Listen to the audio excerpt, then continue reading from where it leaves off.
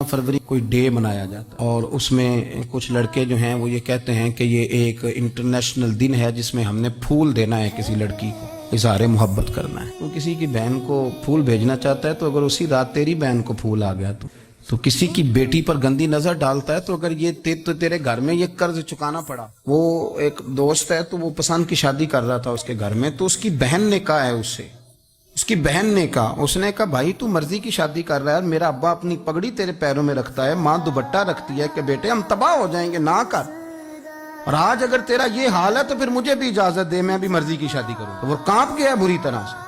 वो कहता है ये तू क्या कह रही है? उसने कहा तू तेरे लिए अगर ये जायज है तो मेरे लिए कैसे मना हो गया?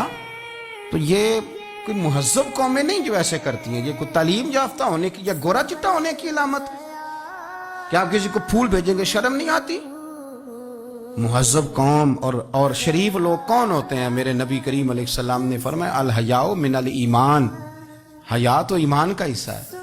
अगर तेरी नजर ज्यादा झुकी हुई है तो ज्यादा हया वाला है।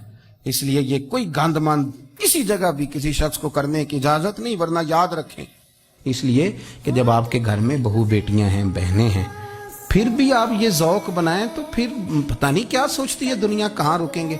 इसलिए ये सारी रसूमात उन लोगों की हैं जो बेहयाई को प्रमोट करते हैं और फिर तरह तरह के वायरस उनकी जिंदगियों में आते हैं, फिर उनकी लाशों से ताफुन निकलता है, ताफुन, और फिर ये हाल होता है कि वो दफनाने के नहीं जलाए जाने के काबिल हो। अल्लाह से डरे, अल्लाह हमारे हाल पे रहम फरमाए।